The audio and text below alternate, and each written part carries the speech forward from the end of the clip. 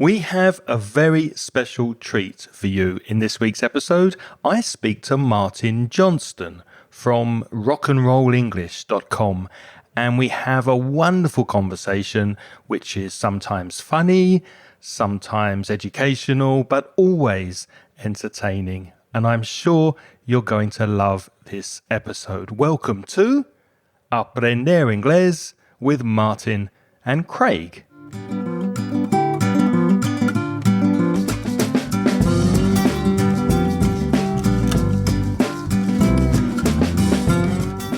Hello, and if you're a new listener to the podcast, you're very, very welcome. And if you're a long-time listener, welcome back.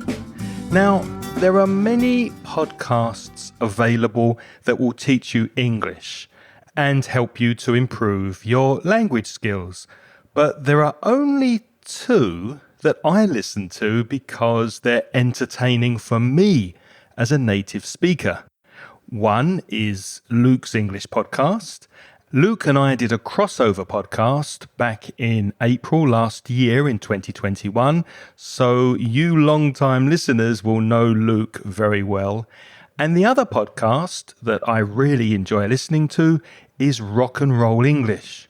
It's funny, it's clever, educational, and entertaining. In fact, this podcast is so good that I want you to know about it as well. So, without further ado, let's listen to the voice, the man, the teacher, the creative brain behind Rock and Roll English, Martin Johnston.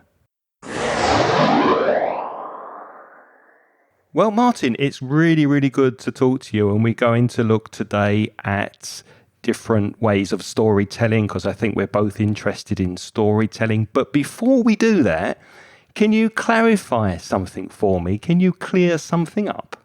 Sure. So recently I did a podcast about table manners and eating habits. And I know you spent a lot of time living in Italy and Sicily, so you obviously know the culture. The question was, do Italians tend to eat spaghetti with just a fork? Because I've always used a spoon and a fork. And I did Google, before you say to me, Craig, you idiot, why haven't you Googled this? I have, and let me quote you an expert on Italy called Martina Landwerman. Doesn't sound particularly Italian, but let's go with it. Martina says, and I quote, "Absolutely not.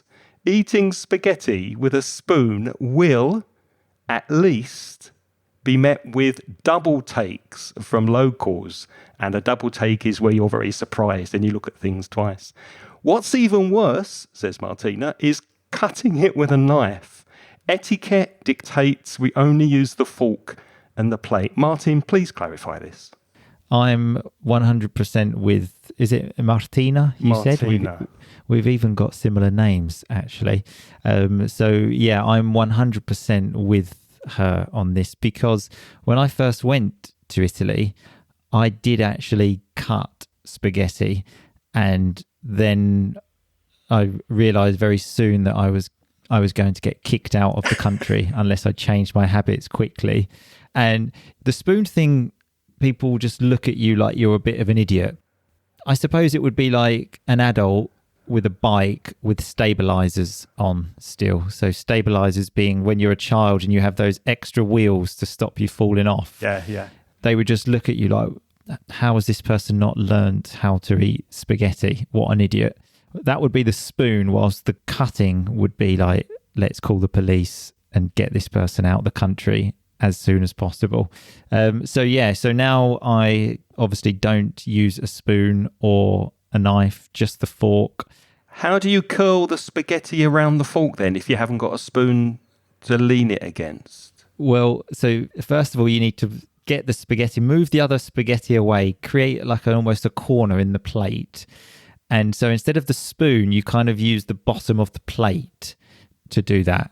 So that's the technique. And yeah, sometimes actually when friends came to visit me and we would go out for dinner and they would be using a spoon or using a knife, and I would think, oh, look at these idiots. whilst I wouldn't, and I would feel so proud. I'd be like, I am so good at eating spaghetti. So yeah, like 12 years in Italy, that's the best thing I learned, I suppose, was how to eat spaghetti. Well, at least you came away with something. So that's something you can take with you wherever you go. No, thanks for clearing that up, because I couldn't find that on Uncle Google. So you've helped us a lot, and I will make sure that our listeners know that. Yeah. Take some time, practice. Like anything, practice is the key. Doesn't happen overnight, but once you get there, it's a wonderful thing. Believe me, Craig, it's a wonderful thing. It's a bit like storytelling in a way, isn't it? How's that for a transition? Let's move on to storytelling, which does need subtle practice. Now, you've recently had some very interesting episodes on your podcast about storytelling. Was it episode 279 with David Heathfield, which was the most recent? Correct. Yeah. So that was just a few days ago. Yeah. Yeah. Definitely worth listening to that if you haven't already. And obviously my listeners may not have, so we'll give you details at the end of where you can find that.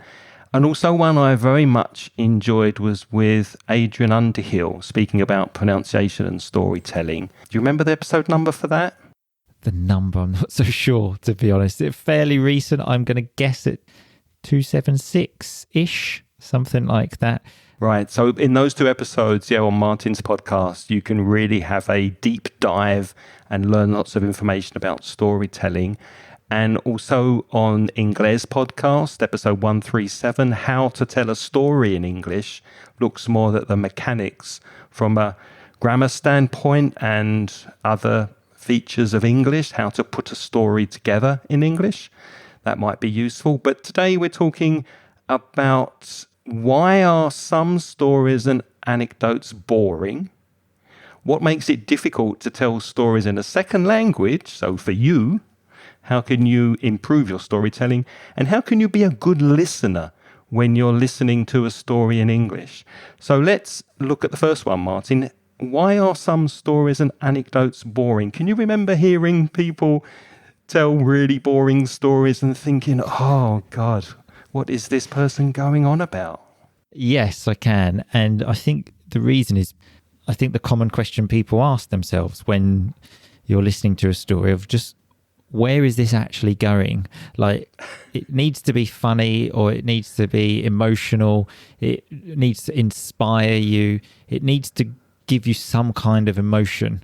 But if it's just, for example, I went to the supermarket and then the cashier didn't have the correct change, and then she had to ask someone, and then I had to wait, and then they gave me the correct change, then that's not really giving me any kind of emotion. So I suppose that would be, in my opinion, to actually think about what you want the other person to feel and focus on that, because otherwise it's just going nowhere. So what's the point in actually telling someone if there's no emotion to the story? It's just a waste of everyone's time.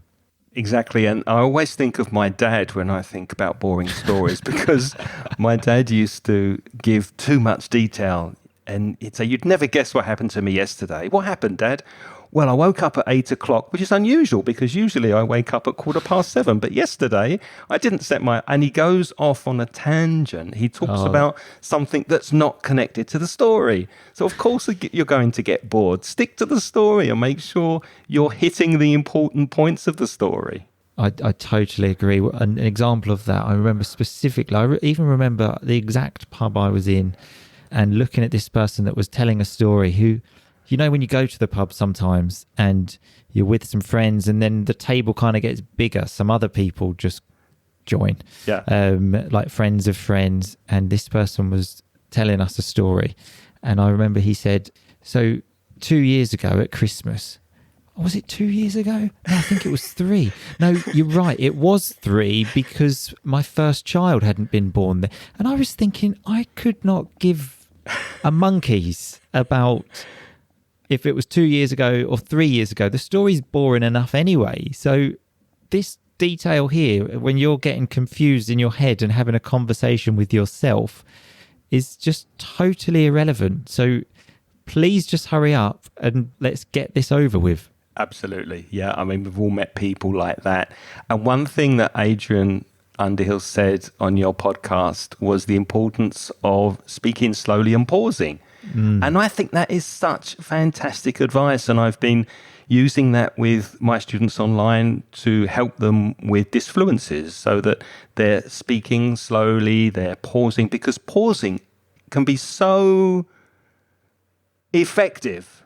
Do you see what I did there? I did. That was nice. It makes so much sense, but sometimes people just try to speak too quickly and all disfluencies creep in and appear in their speech. And I totally agree. And that's something, since I did that course with Adrian, that I also have been trying to work on, because so many times you just speak without actually thinking. And a classic example maybe as well as teachers, where I think the technical term for it is echoing, basically just saying what you're thinking. So let's say I want to write something on the board, and then the pen falls on the floor, and I say, oh, the pen's on the floor, let me just pick this up. Oh, 1 second. And all of these words that are coming out are irrelevant. It's totally irrelevant. So I think one of the big things, though, is being comfortable with silence, of just taking the pause. So, for example, in that moment, let's say you drop a pen. If you've got nothing actually to say at that point, just silence. Yeah, I think it takes a lot of guts, a lot of courage to do that sometimes, because people don't like silences, so they just try to fill in the gaps with words which don't mean anything, and it's just basically your mouth moving, because there's no communication happening. It's just words coming out with no meaning. So yeah, that's definitely something I'm trying to work on as well. Me too, absolutely. And I'll add to that, because you've got a background with Italian speakers, I've got a background with Spanish speakers, even though we both teach people of different nationalities.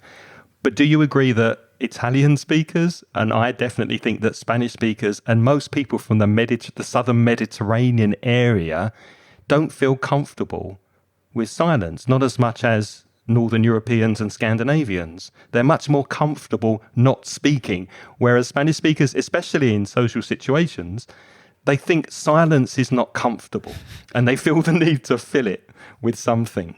Is that your experience in Italy? Yeah, I would say so. But I think it also depends on the person. If I think of my mother-in-law, for example, there's just literally never a quiet moment. But there are some people. But I suppose in general, maybe. Does she listen to this podcast, Martin? Luckily, no. Although she has just literally started an English course, but like level 1 stuff. So she might listen to this in a few years. Okay. By which time you'll know how to sort of deflect any criticism. Exactly. Yeah. Okay. Let's move on to the second question that we want to discuss. What makes it difficult to tell stories in a second language?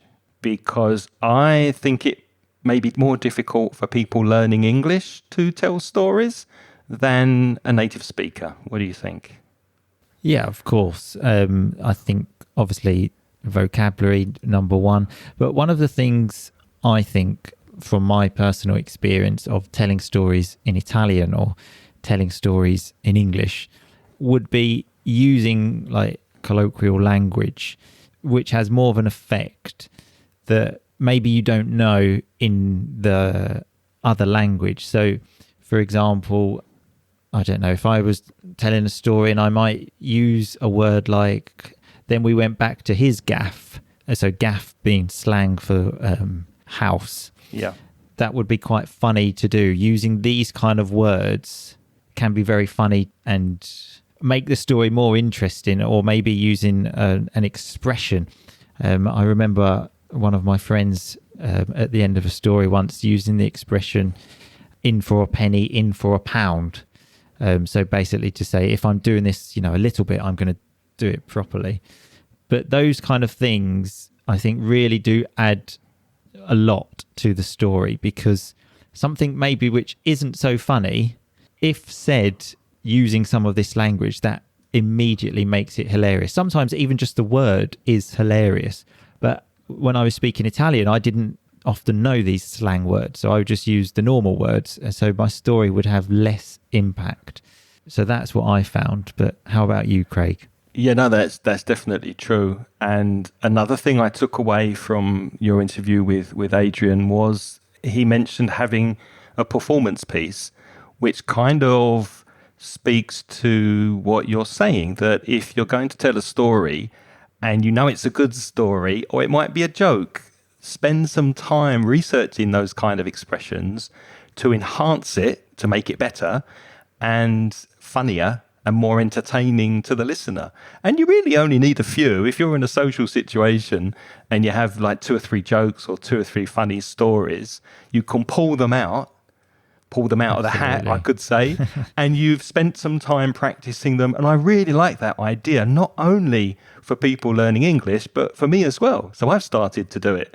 I've started to think of stories that I could tell in certain situations. How would I tell it? I don't want to put any extra information in, like we said before, to make it boring.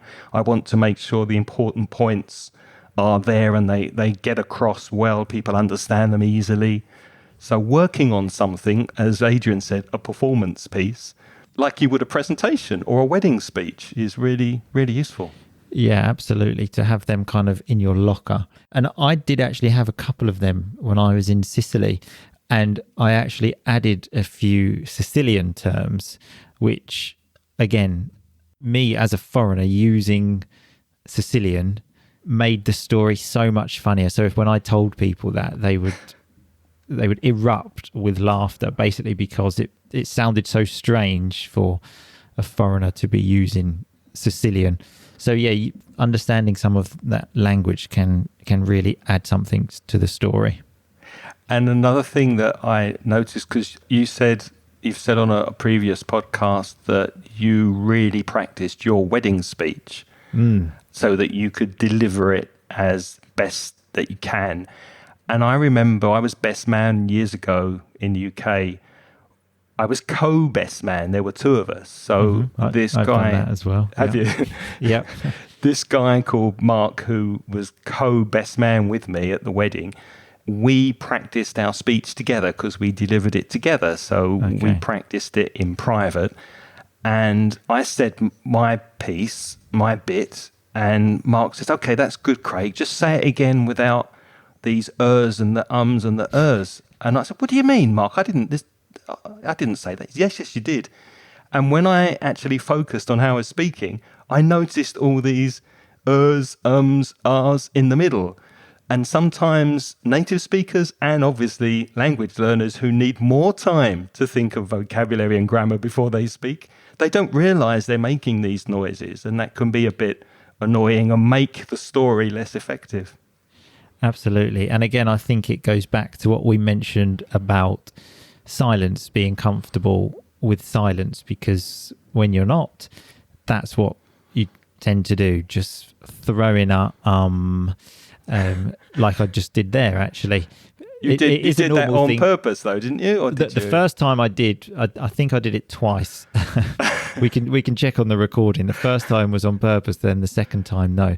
But there we go. It is actually a normal thing to do. I think to eradicate it completely is difficult. But yes, certainly to be cautious of that. And especially if you're doing rehearsed speech or something like that, then you definitely want to get rid of them. But in spontaneous speaking, yeah, I think it's I keep noticing you're really now when conscious I do it. of it now, aren't you?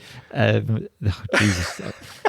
I can't stop now. I've got the disease. Hey, don't worry, we're podcasters. We can remove this when we edit. Yeah, exactly.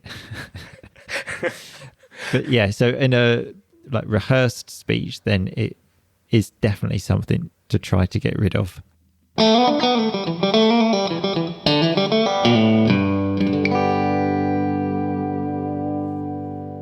Now, the last one was, how can you be a good active listener? I don't know if you remember maybe when you were first becoming quite proficient in Italian when you were living there.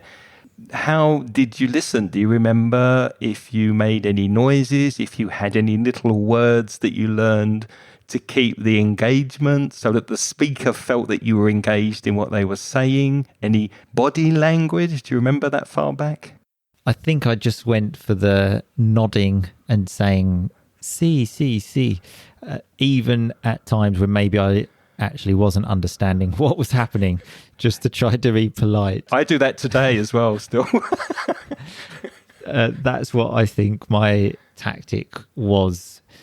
But I think, though, to be a good active listener, the main thing, which is something, again, which I need to work on, and I try to, but to actually listen to what the other person says instead of just thinking about what you're going to say next, which is something I do a lot. And I especially notice this in the podcast, obviously, when I edit a podcast and the person I'm speaking to says something really interesting, and listening back to it, I can understand that I didn't actually listen because I didn't almost acknowledge what they just said and then just went immediately to whatever I wanted to say.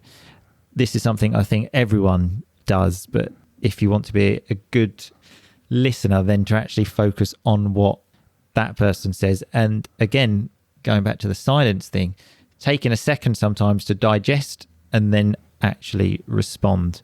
So that's what I think to be a good active listener. But what about you, Craig?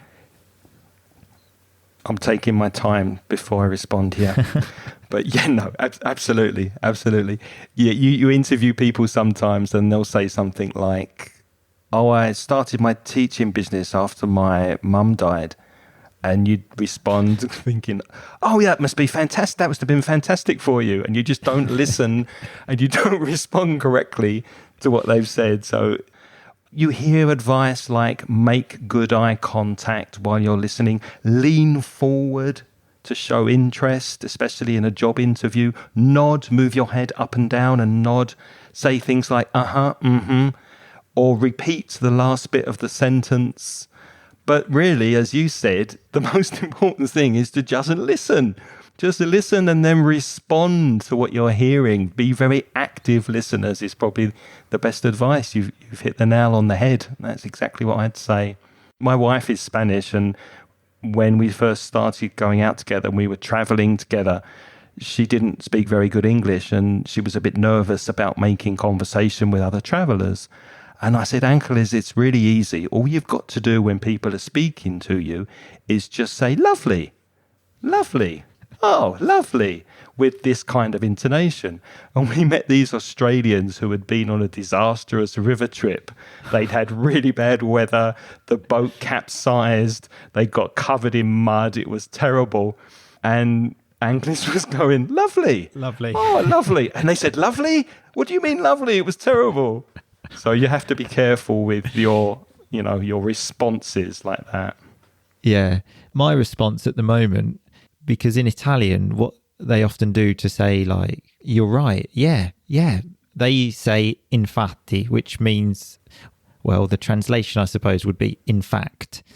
So like when someone's talking, to emphasize you agree with them, they say infatti. So now when I'm speaking English, for some reason, I just say, in fact, which doesn't actually make any sense in English, but that's something I find myself doing quite a lot. Have you stopped doing it yet? Because you've been outside of Italy for a while now, haven't you? I need to actually double check. I think it's like the you don't notice it until you actually start talking about it. But I noticed I definitely did it a lot when I was working in Sicily with my English colleagues. But I need to see, I'm starting to get rid of it, but we will have to see. But yeah, so if I say in fact, don't be alarmed. It just means I'm listening and paying attention. Well, that's good. I will point it out to you though, so that you can stop doing that. Yeah. Well, that was really interesting. Let's maybe finish with a stories of our own. I've got one here connected to teaching. Or if you want to go first, Martin, have you got a story? Absolutely not. I would love to hear your story. Okay, well, I'll go first then, but you will tell yours after, you promise. You won't get out of it. Okay, so No way. I used to work for the British Council in Valencia. In fact, I was made redundant last year, and I'd been working for the British Council for 24 years, since 1997. Oh, wow. Every Saturday morning during the academic year, I would be up at like 8 o'clock, 8:30. Imagine that, all those boring Friday nights to get up early on a Saturday for 24 years. The school opened at 9 o'clock and I started my classes at 9:30. So one particular Saturday, when I arrived at 9, there were police outside the school talking to the security guard, because we had a security guard on the door all the time. And I thought, hello, what's going on here? What's happening? Some kind of burglary or something? Now, we had 8 classrooms in the school, and Saturday morning was one of the most popular times. They were all full on Saturday. And what happened was, on the Friday night before, just before the school closed, a man had entered the school. He'd sneaked past the security guard. If you sneak past, then you manage to not be seen and very quietly go into the building secretly. And he hid in one of the classrooms. And he was still there Saturday morning. And a colleague of mine found him sleeping on the floor in front of the whiteboard in the classroom, these really dirty clothes, smelling of alcohol. And the funny thing was, this teacher was a bit stuck up, which means he was a bit of a snob.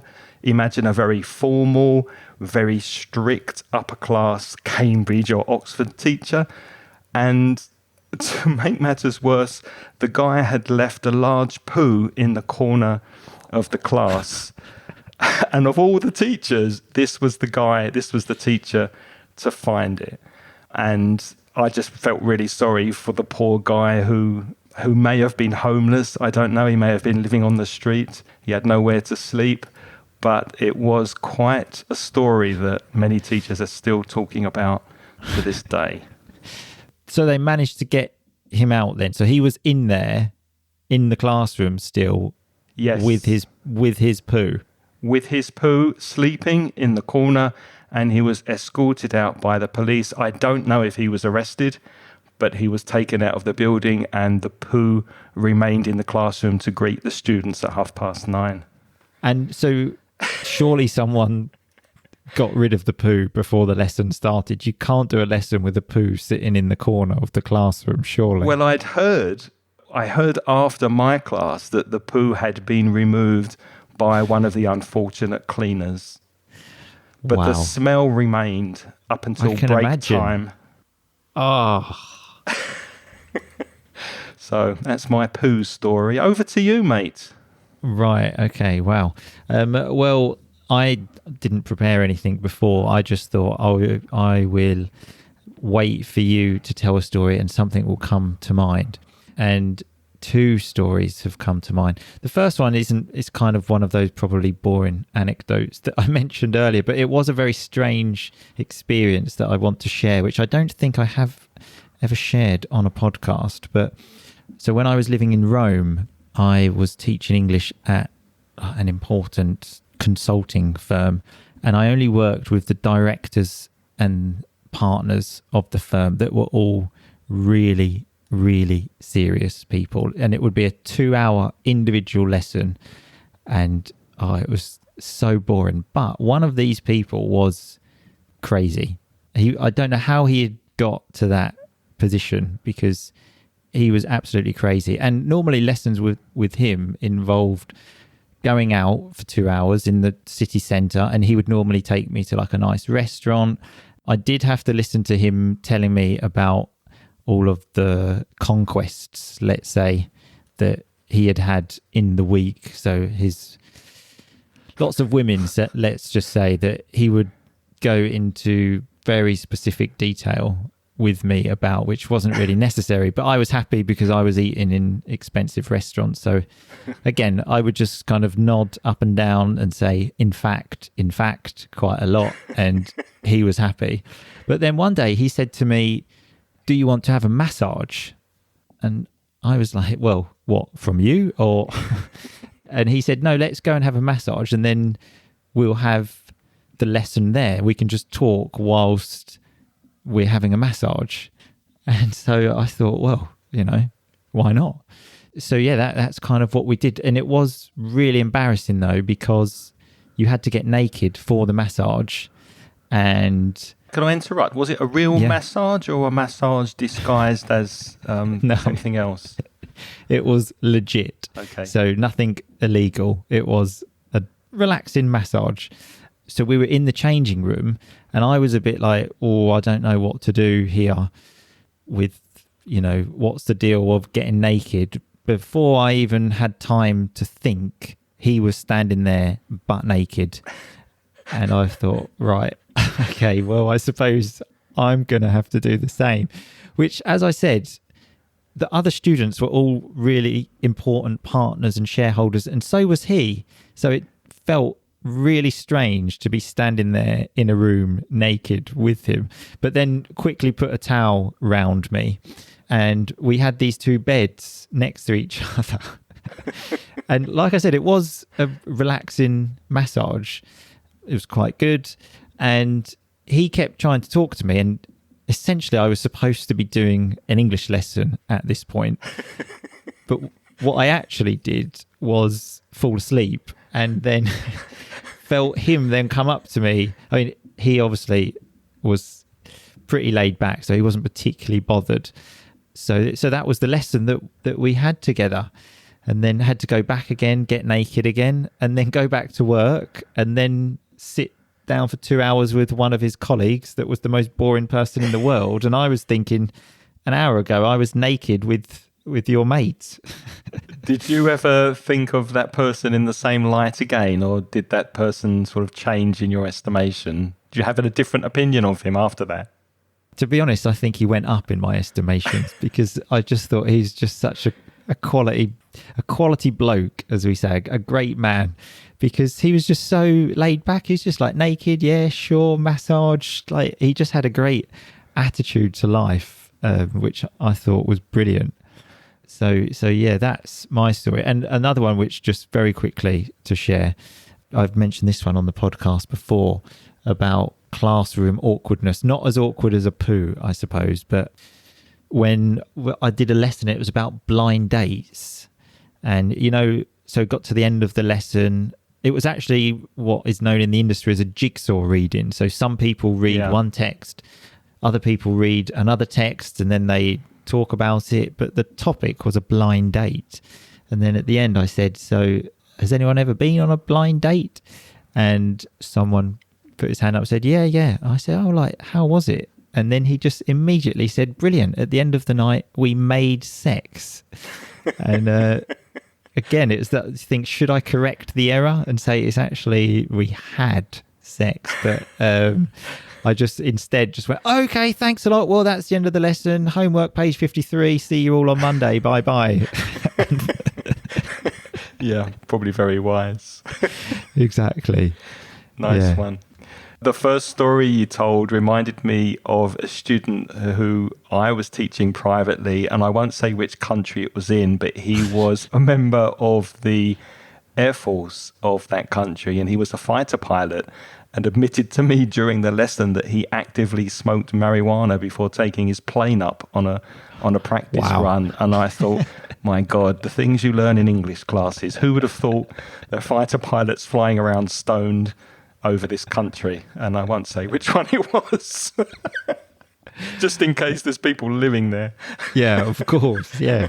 Wow, that's quite something to tell your English teacher. But that can happen sometimes when students confide things to you and you kind of think, oh, wow, was not expecting that.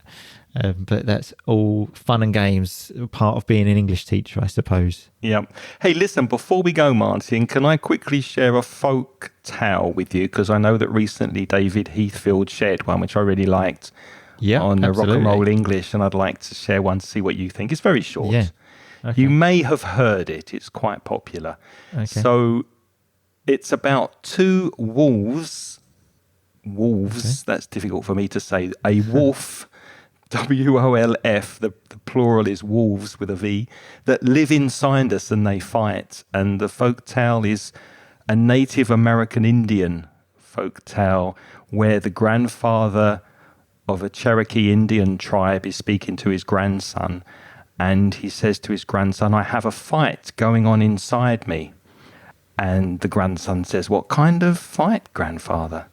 And he says, well, there are these two wolves, and one is really evil. He's angry, he's arrogant, he's full of greed, full of lies. He has a huge ego. He's envious and is full of false pride and superiority.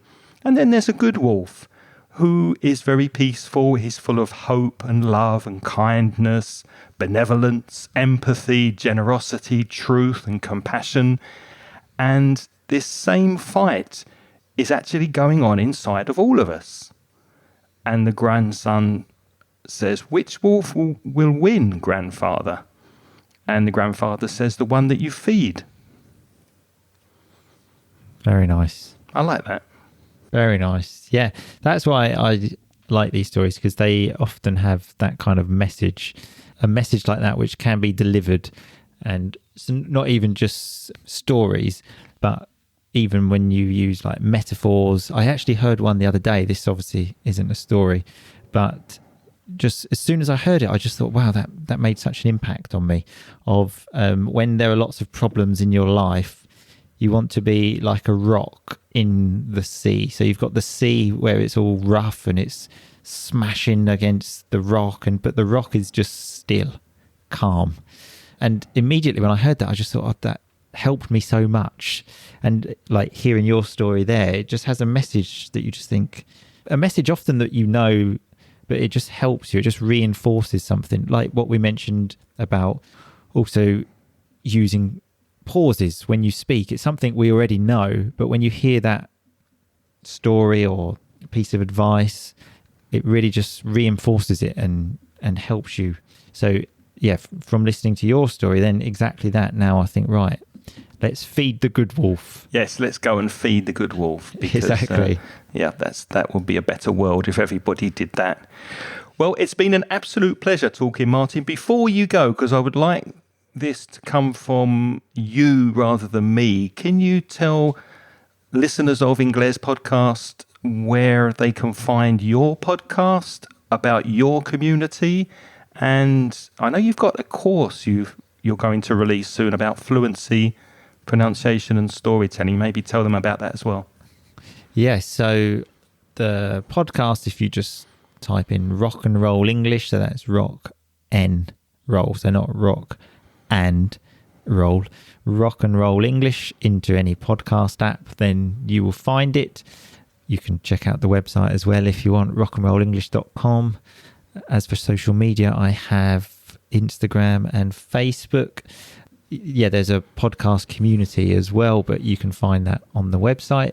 And for the course, yeah, that's something I'm starting very soon, and it's called Fluency via Pronunciation and Storytelling, because I really believe this is the way to help students. So pronunciation is something many teachers avoid because it's actually quite difficult to teach.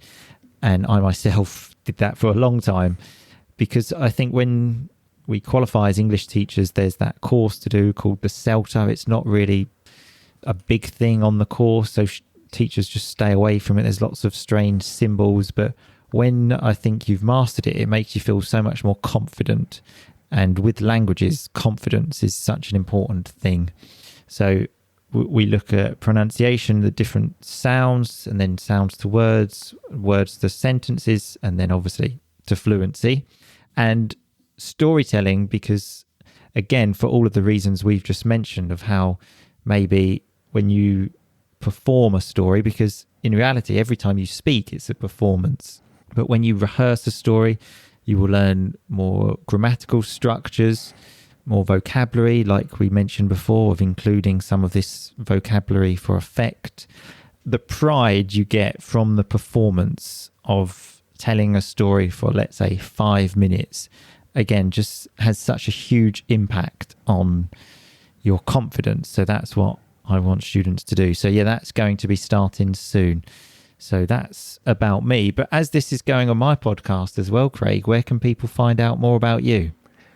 Well, to listen to our podcast, you can go to the website inglespodcast.com, or you can find us anywhere you listen to your podcasts. And it's been really, really fun. One final thing, because you said about pronunciation, I was thinking back to when I taught pronunciation. I used to teach it fairly regularly because there was consistency among the students. They would come every week or twice a week, and I could really spend time with the symbols and with connected speech and these pronunciation features. But then the school changed its policy and we didn't always get the same students. There was no consistency, and I avoided it. As you just said, I avoided teaching it because it didn't make any sense. And in a course like yours, I really think it's a good idea that people sign up for it, because you'd have that consistency, and Martin will teach you those important things about pronunciation, and you can follow it from lesson to lesson and build on the knowledge. So I think it's a fantastic idea. Yeah, thanks. Because like you said, the consistency is the important thing, because otherwise, if you just start writing these symbols on the board that people don't understand, then it's just a waste of everyone's time. So yeah, you really do need that consistent thing, and to start from the basics, like the sounds, to make sure you're pronouncing all of the sounds correctly, and then to build on that. So yeah, I totally agree. Yeah. Well, thanks a lot for your time, Martin, and thanks for listening, everybody.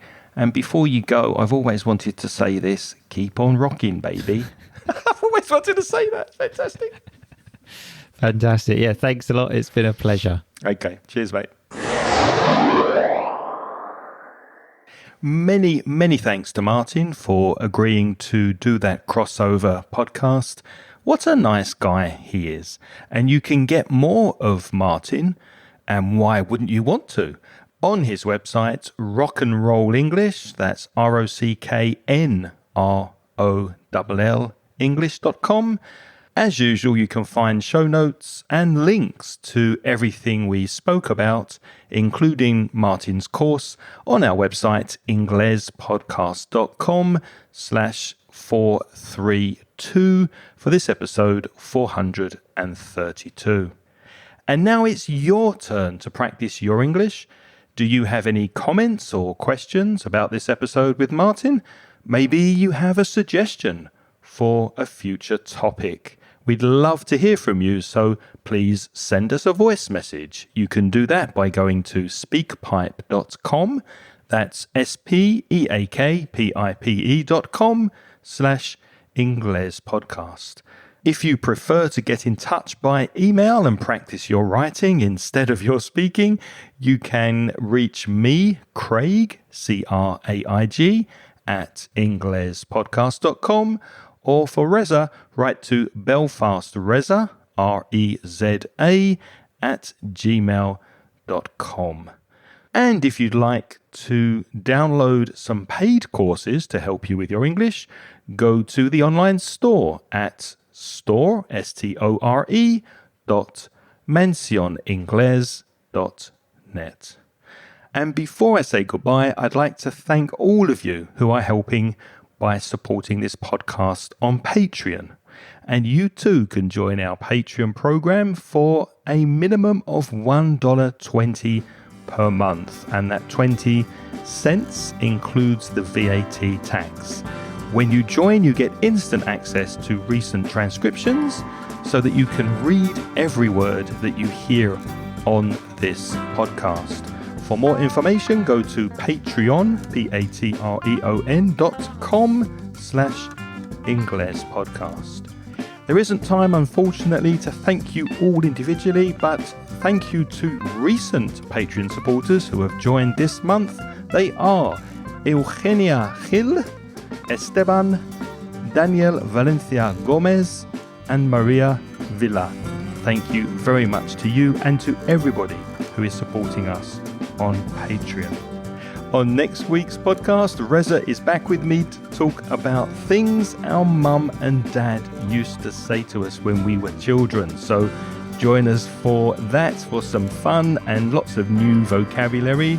Until next time, have a wonderful week. Thank you for listening and take care.